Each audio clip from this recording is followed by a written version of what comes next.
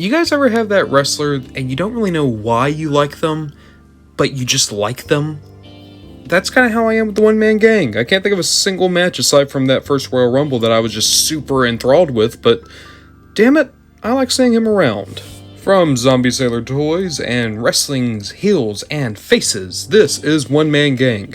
And I'm actually surprised. I always thought that, WWF/WWE would copyright these names. I know that he was the One Man Gang in other places, but I didn't know until this figure came out that apparently he owns that name. So, that's cool. Looking on the back, we have the usual stuff. This is going to be Wave 3. So, he's Wave 3, but he came out way before the rest of Wave 3. So, Hercules, Hernandez, Paul Roma, Slick, Jack Tunney, these are all also Wave 3, but they're not out quite yet.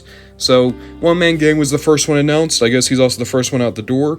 Looking on the little card here, I actually love this, right? So, One Man Gang, height 6 foot 6 inches, weight 450 pounds.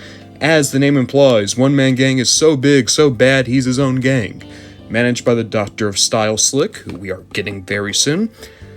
This last one, reportedly last seen in deepest, darkest Africa, sporting a dashiki.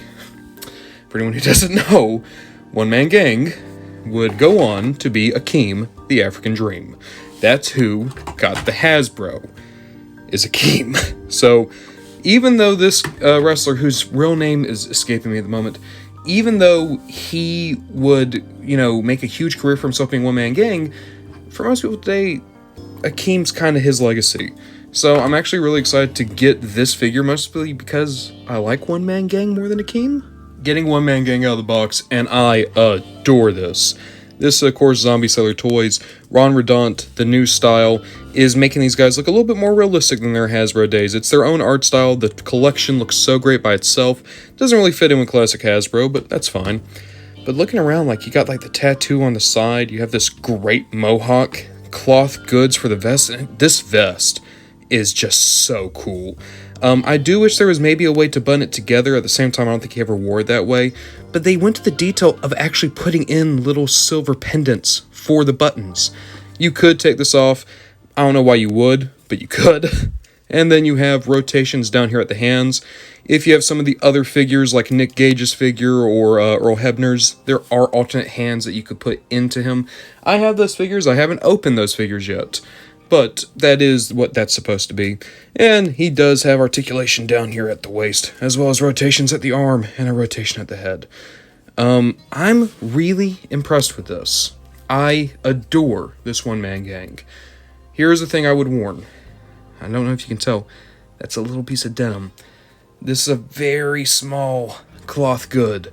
The vest does feel quality, but also small pieces are going to come off. It will fray just a bit, just because of how small it is. Now, they did put a thread here, so it's not like, say, that Black Series Baby Yoda, where it was just coming to bits insanely. I would still recommend, kids' gloves with this vest, because it might be more for show as opposed to play. Getting him alongside my vintage Hasbro Akeem, and yeah, my Akeem has seen better days, but you can see, definitely cut from the same cloth. This is more in keeping with the cartoony Hasbro style, this more the realistic style that Zombie Sailor's going for in terms of the face likeness. He is a bit taller, he is a little burlier. I really prefer this One Man Gang to the Akeem, not just character-wise, but figure-wise, heft-wise, look-wise. This is just so much more impressive than Akeem, but of course Akeem is of a different time, different era, different design philosophy. Getting One Man Gang alongside some of his contemporaries, not just being other Zombie Sailor toys, but Zombie Sailor toys of wrestlers from this era, he fits in so well. Out of these four, Bruiser Brody is still probably the one I like the most, followed by Andre. But this unit, man, this toy line, this shelf, it's just filling up so beautifully. And this One Man Gang is definitely a welcome addition to the shelf. Overall, One Man Gang is not a standout figure from this line, which is weird to say because it's excellent. It's a very good figure, even if it's not the absolute top tier the way this Bruiser Brody and this Andre is. But it's still an amazing figure, possibly one of the best figures that we will get this year in the Hasbro vintage style. And it's just further proof to me that really, even though there's so many companies making these figures now, The ones that I personally look out for are Hastel and Zombie Sailor Toy.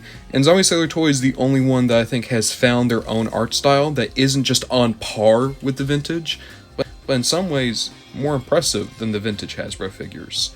So, all my gushing out of the way, I will just say, this one-man gang is pretty solid. Like him a lot.